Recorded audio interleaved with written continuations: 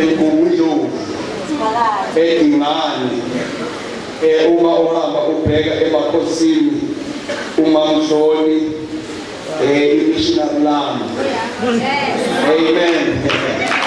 Leyo bebenza ku live DVD recording. Amen. Praise the Lord.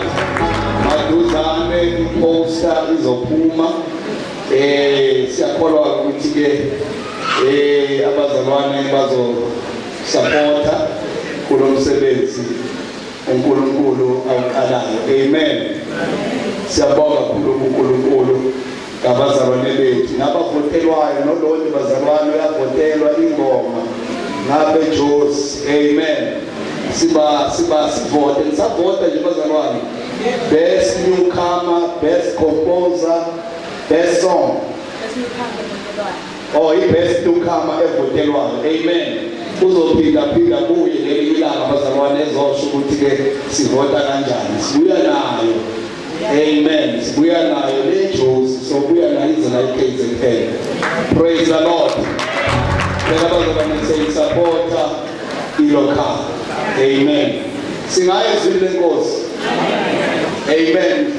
Simele weekend abanye abashobo bethu beshonelwe ishobo zabo.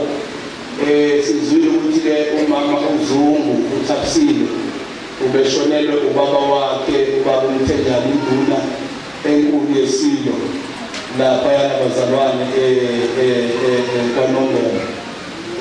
Siyazi ukuthi abantu batholile ithuba lokubaka abasingathe. Siyakholwa ukuthi ke inkonzo yakhe impela kwakhe ihambe kahle izolo. Nomama uJobe naye beshonele umne wabo uprincipal kaMhloli uMkhize. Bayamazi abazalwane sike saqondana naye eminyakeni edlule. So ke naye ke usesenkosini sicela uNkulunkulu ke ayiqinise imindeni yonke ethintekile egameni likaJesu. Amen. Singabahambayo lo mhlaba kusikhaya lethu sikhona nje kwesikhashana kodwa ke uNkulunkulu uyasiqinisa siduduze. Amen. Siyelile izwi lenkosi bathandekayo egameni likaJesu Kristu. Amen. Sizofunda amavesi amathathu okwamanje incwadi yabaseKorinte, 2 Corinthians chapter number 1 verse number 20. 2 Corinthians chapter number 1 verse number 20. Sifunde incwadi yamaHubo 89 verse number 34. Siphinde sifunde incwadi yamaNumeri chapter 23 verse number 19. Amen.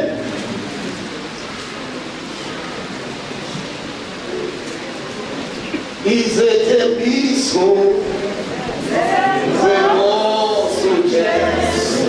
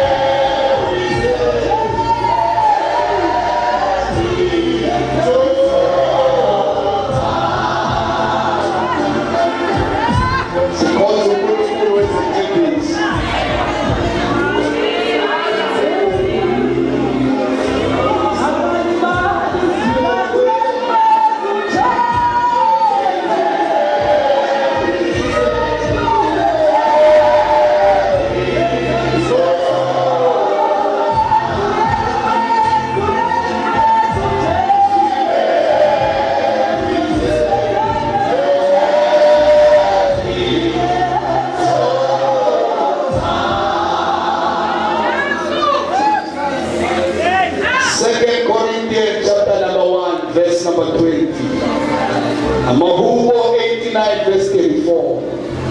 Numbers 23 verse number 19. Play it softly, my brother. Ukuthi noma zibi ikhanyisi kodwa zona singewe ekhaya. Oba labasiyo bathandekayo kuNkulunkulu esikhonzayo, uNkulunkulu wezethembiso. Wezizethembiso ikhomithile ibophezele. Hoshaka Abraham, ibophezele. Hallelujah.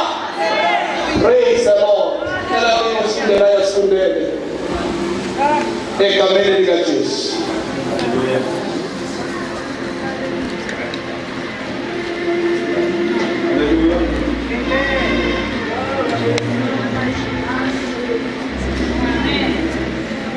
Second Corinthians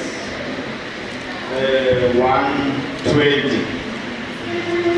Ngokuba noma izethembiso zikaNkulunkulu ziziningi kangakanani, kuyena zikuyebo, ngakho-ke ngaye ziku-amen futhi, udunyiswe uNkulunkulu ngathi.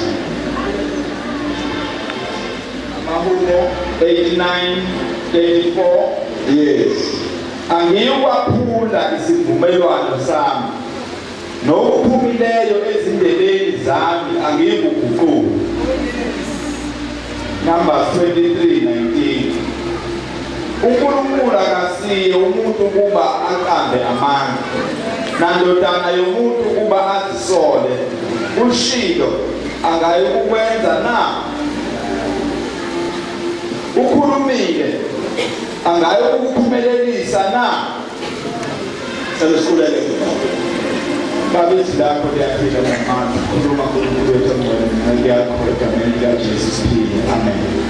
Emini bathandekayo, ngithanda ukukhumbuza leli banga nalenhlangano ephambi kwami sini ukuthi sikhonze uNkulunkulu owenze izethembiso, wasinikeza izethembiso, wayibophezela ezwini lakhe ukuthi makwenzeka ukuthi ngiyokwenza ukuthi, makwenzeka ukuthi ngiyokwenza ukuthi.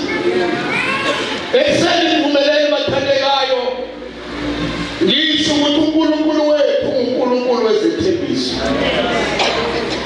iBhayibheli lithi othembisayo uthembekile ukuba asifeze lokho akwethembisileyo, ngoba isethembiso asisikhulu kunaloyo senzayo.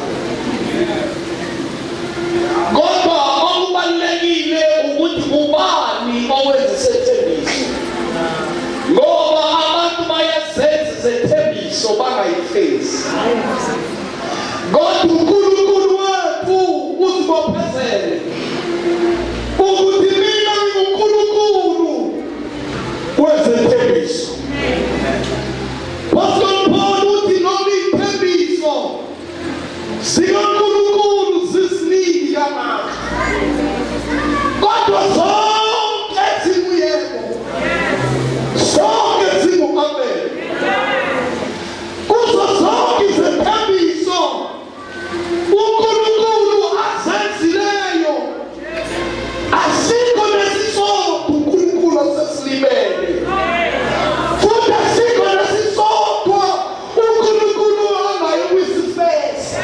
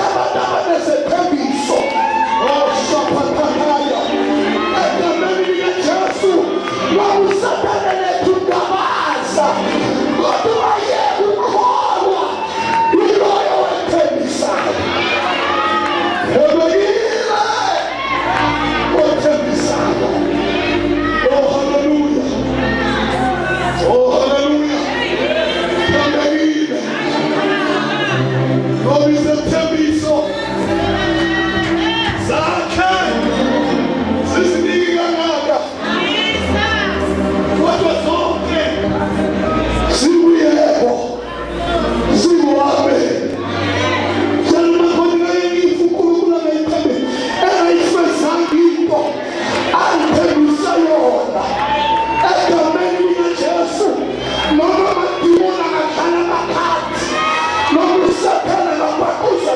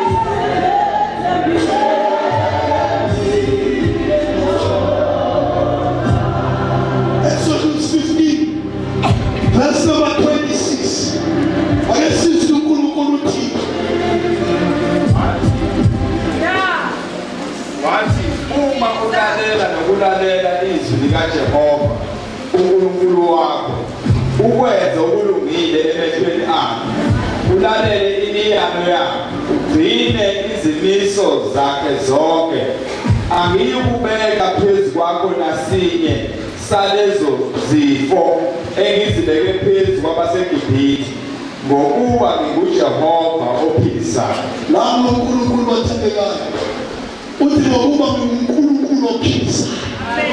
Alibonge igama likaJesu. uNkulunkulu promise healing. Uthi uNkulunkulu bazalwane izifo siyobakhona. Kodwa uma silalela nokulalela izwi lakhe uthi akayikubeka nasinye sazo phezu kwethu. Ngokuba mina nginguJehova ophilisayo. Egameni likaJesu seli simemezela healing.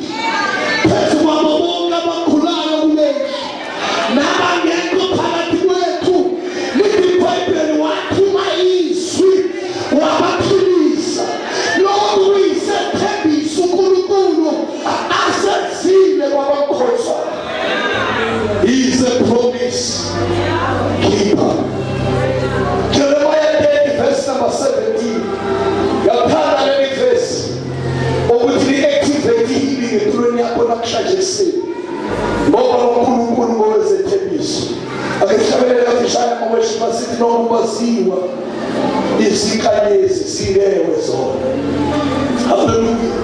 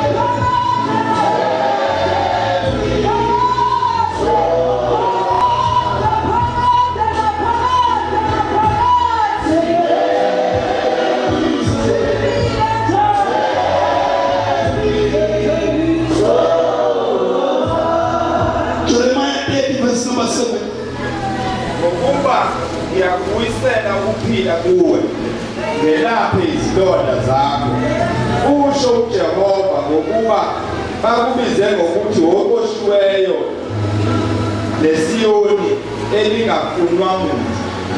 Ngithanda ukuthi uNkulunkulu uyakubuyisela ukuphila. Zikhona izinto ey'thatha ukuphila empilweni zethu. Kodwa uNkulunkulu wenza ipromise ukuthi I will restore your health. Alibonge igama likaJesu Kristu waseNazaretha ekuseni. uNkulunkulu wethembisa ukuthi uyakubuyisela kithi impiliso. Alibonge igama likaJesu. Uma khona ekuseni ulahlekelwe ukuphila kwakhe uNkulunkulu wenza isethembiso sokuthi uyakubuyisa ukuphila. Nokubuyisa ukuphila. That is a promise of healing. Thembisile uNkulunkulu wathi masikhula yakuphilisa. Uma ulahleka ukuphila yakubuyisa kimi. Ngokuba igama lami nginguJehova ophilisa. Akuhlabelwe ilonke inyanga enkulu ikhona la. Ogama layo linguJesu. Singavumi bathandeka isathane ezotshelezi zethembiso. Singavumi usathane enze sikhohlwe uNkulunkulu lokhu akusiloyo. Ngoba uNkulunkulu is waiting for us in his promises. Alibonge igama likaJesu. Mana phezu kwezethembiso sikaNkulunkulu manyakazi wabathembisayo iphendulile. Siyeke umuntu ukuba angafe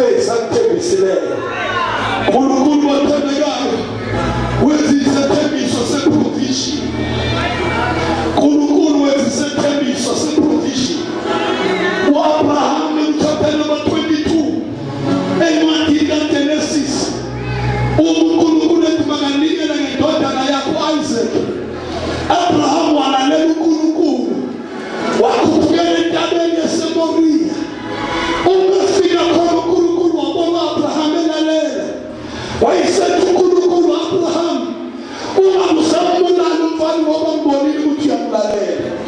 Wathi phakamisa ikhanda lakho uqalaze ngemuva. Lithi iBhayibheli uAbraham waphakamisa ikhanda waqalaza ngemuva wabona imali iphathwe esihlahleni. Wayeseyememezela uAbraham wathi egameni kaJehova wathi ngiyabonelela alibona igama likaJesu kusukela ngalelo langa uNkulunkulu waba uNkulunkulu weprovision. uNkulunkulu wabonakala kaAbrahama akabonakala nakuwe. uNkulunkulu wasiveza kuAbrahama akabonakala nakuwe. uNkulunkulu iletha isilo uyayenza isilo kodwa Abrahama he is Jehovah Jireh. In the mountain of God there is provision. Yatendeza egameni likaJesu uNkulunkulu akaprovide nakuwe. Ngegama likaJesu Kristu waseNazaretha uNkulunkulu weprovision. Akawubuza uNkulunkulu beyikhuluma encwadini kaMatthew chapter 6 verse number 26.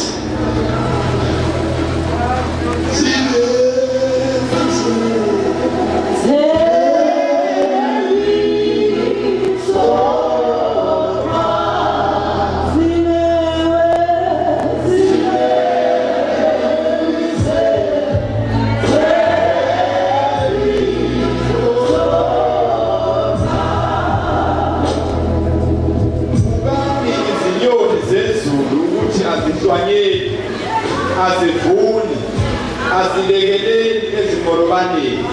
Nokho uyihlo wasezulwini uyazonda. Mina kanizidluli kakhulu na. Nawe uNkulunkulu eyikhomiti uthi bhekani inyuka zezulu ezingenankosi nambusi kodwa yilani zingashaya. Uthi uNkulunkulu lini abadalama likhulu yini ngaphezu kwalezo nyoni na. Egamuna wangabaza amandla lesethembiso sikaNkulunkulu seprovision. Ungacabanga ukuthi uNkulunkulu mayengaprovayidanga namhlanje nasophinda provide. Vuka kusasa uthi wena uJehova Jireh. Uthi wena uNkulunkulu ohlangabeza izidingo zakho. Uphinde umkholwe uNkulunkulu ukuthi uyoprovide. Mawungakholwa lokho hamba ubuze uIsrayeli ukuthi waphila kanjani ehlane iminyaka u-40 nobusuku obu-40. Lithi iBhayibheli bathandekayo uNkulunkulu wabanayo u-Israyeli. Alibonge igama likaJesu. Wadodla ngemana usuku nosuku. uNkulunkulu wayenza isiqiniseko sokuthi kukhona imana yosuku u-Israyeli azoyidla ngoba uNkulunkulu weprovision. Egameni likaJesu God has promised us i-provision. Alibonge igama likaJesu. Uthi bhekani inyoni zezulu ezingenankosi nambusi kodwa mina Jehova ngiyazondla. Njengoba ngcono kunenyoni, ngcono wena kunenyoni. Yingakho lethi iBhayibheli uNkulunkulu asikwazi ukucela inhlanzi asinike isiko. Akwazi ukucela inhlanzi asinike inyoka. Sicela isiko asinike itshe. Alibonge igama likaJesu. Ngicela ukukhumbuza ngesethembiso uNkulunkulu asenzileyo. He is a God of provision. Alibonge igama lenkosi. Sifuna incwadi yaMahubo 34 verse number 10. uNkulunkulu ezisethembiso bathandekayo ezikhomitha kuwe njengomuntu omkhonzayo. Haleluya. Amabhongo ezingonyama ayaswela, alambe. Kepha abafuna uJehova bayokuswela lutho oluhle. Nangu uNkulunkulu bathandekayo uthi asimswela lutho oluhle. Izinto ezinhle zingafiki, good things are coming. Good things are coming in your life. Don't write yourself off. Good things are coming. Good health is coming. Good in your life. Bathandeka uNkulunkulu sewubongele abantu isikhathi eside. Kodwa uNkulunkulu manje ufuna ukuthi babongele wena. Egameni likaJesu Kristu waseNazaretha. Lithi iBhayibheli uNkulunkulu akakwazi ukukhohlwa izinto ezinhle. Ayikhohlela abangcwele bakhe. Yilapho mayikhuluma ngomlomo kaJohane uthi kukho konke lokhu ngiyafisa ukuthi njengalokhu umphefumulo wakho uphumelela kungathi ungaphumelela nasenyameni. Isifiso sikaNkulunkulu ukuthi busiseke. Siyakhuluma ngomshado, sikhuluma nge-Kingdom Manifesto. Ukuthi kwi-Kingdom Manifesto uNkulunkulu wenza isethembiso kodwa ngikudla lutho oluhle babangesaba angikubakhohlele lokho kukhona kwi-Kingdom Manifesto. Ukhona isidingo kaNkulunkulu lokuthi laba bazomethemba ukuhlangabeza isidingo sabo. Thina bazalwane sibona abantu bama-manifesto sinabantu be-Kingdom Manifesto nasethenjiswe khona ini rest, sapejisi quality life. Alibongi kama ni Yesu. Alibongi kama ni Yesu. Ikipepe na lupa kote na lutu. Na baba besaba. Angikwa kote na lutu. So let's start with verse Jeremiah 1 verse 19. Promise of victory. Promise of victory. Setebiso. Sepumelelo lomoba. UNkulunkulu uthembisile mayikhuluma ngomlomo kaJeremiah. Encwadini kaJeremiah 1 verse number 15. Verse number 19. Egameni likaJesu Kristu. Bazokuhlale nje inhliziyo yami ukuthi ngizomemezela lezi thembiso. Ngiyabona ukuthi khona sebekhohliwe. Ukuthi we are the people of the promise. Singabantu besethembiso. Kade vele thina singabantu besethembiso.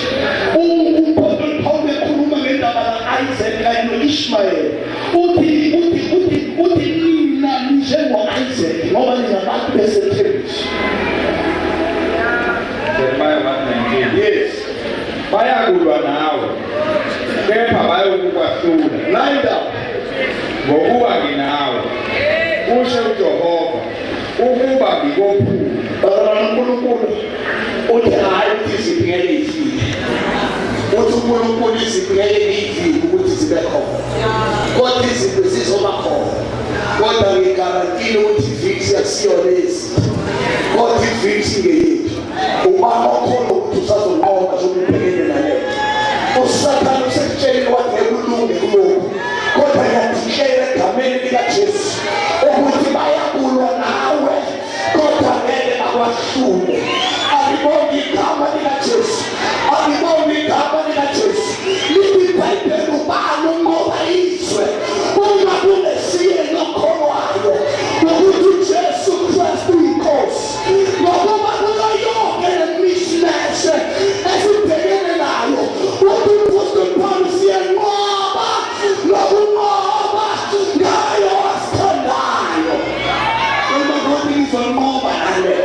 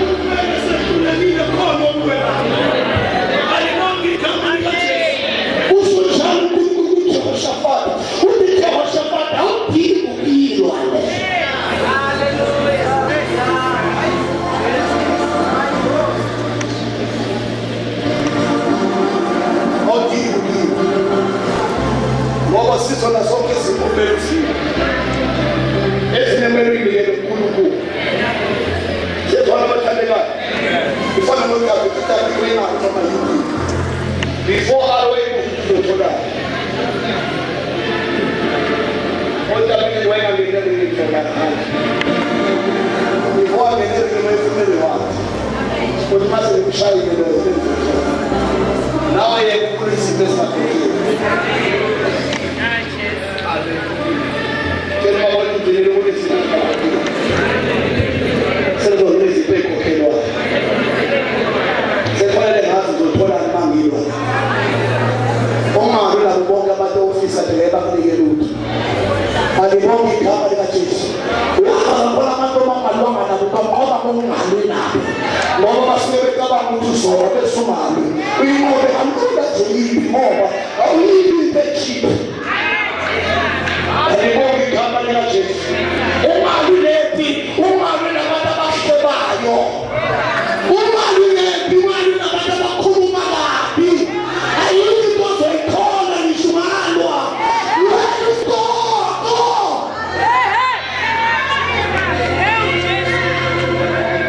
God has promised us victory kulukulu sethembisile uqobo wathi mina ngingakini ubani ongamelana naye alibonga igama lenkosi What Exodus 14 number 14 God has promised to fight on our behalf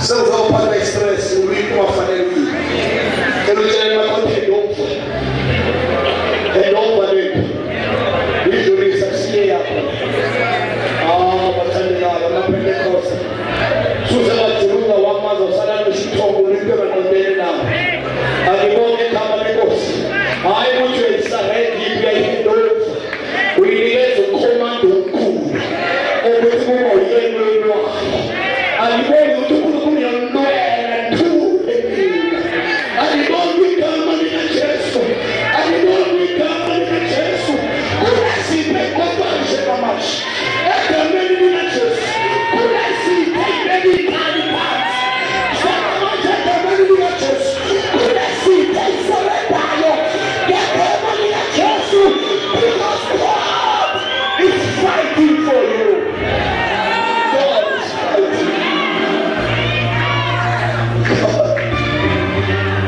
God is fighting. God is fighting for you. God is fighting.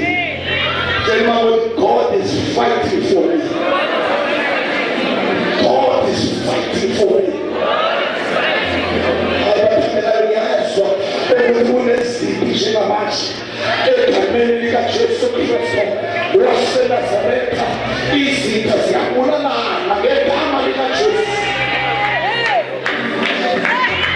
God promised to fight on our behalf.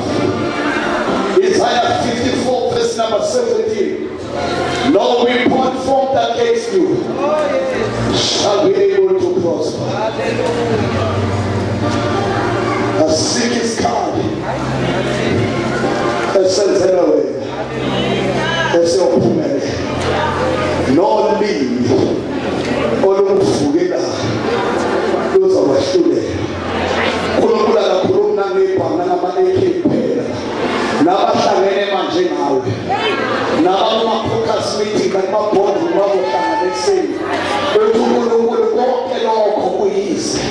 Ngoba isuli lokuvukelayo. Alibonge igama lika Jesu Kristu waseNazaretha. Abanye bazokhothwa kwi-boardroom. Alibonge igama lenkosi. Alibonge igama lika Jesu.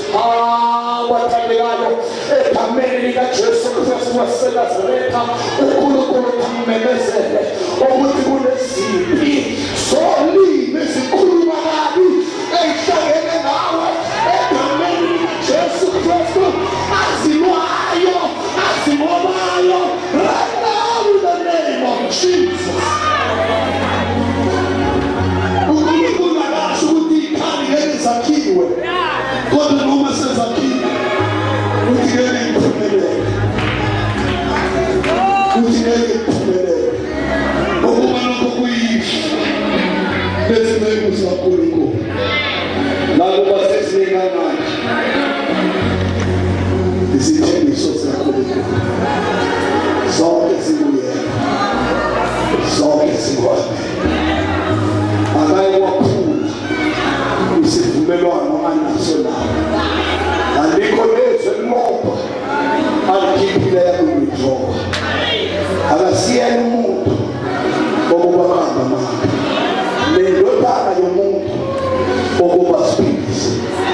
God is fighting for you. God will provide for you. God will protect you. God will heal you. God will act on your behalf. In the name of Jesus.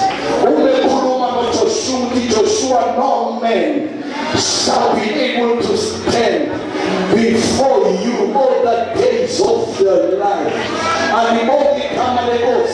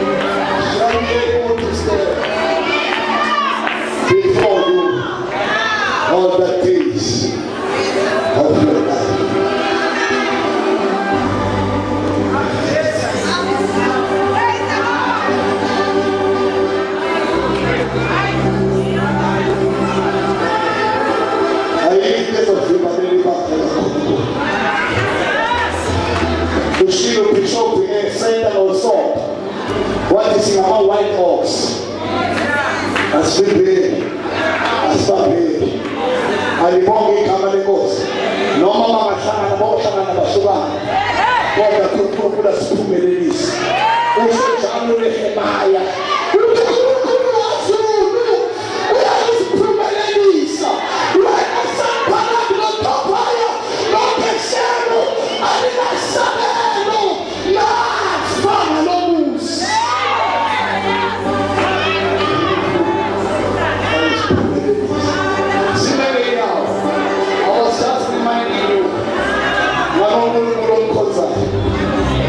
Promises of God. Yes. How much am I to 1 minute in the prayer? How much am I to 1 minute prayer? Oh, good minutes in me. Oh, my son, minutes in protection. Oh, my son, I swear minutes in provision. Oh, I could to tell you, see. What I was God there, I was sitting in the call. Tell us from Sunday, say, take a minute with Jesus. Father, make sure I right now, say, attendance. No one says, need. He's a terrible society. What a song. Single amen. Jehovah, woman, Swan. And he was sweat. And he was sweat. And he was sweat. Hamzada zako isipi setebiso oskemalo namhlanje kusini ephezwe impilo yakho mhlawumbe udinga iprovision udinga ukungenelela kaNkulunkulu mhlawumbe khona izinto ezimi phambi kwendlela yakho uNkulunkulu ufuna ukwezindlela lo Nkulunkulu ohamba noIsrael wathi lo muntu wadlula ubovuluma phambi kaIsrael lo Nkulunkulu wayenza indlela wadabula uIsrael emhlabathini owomileyo kwathi ababeke emva kaIsrael bangena emanzini babhubha wahlabelela uMiriam wathi hashi nekweli yalothoso lwakhe alibonke igama lenkosi hambe ekhaya lakho activate i-protection ukhulumi uwe-27 John khaya kwami nensindiso yami yakuba novalo nobani bonke abamelele nama yaqhubeka bawe egameni likaJesu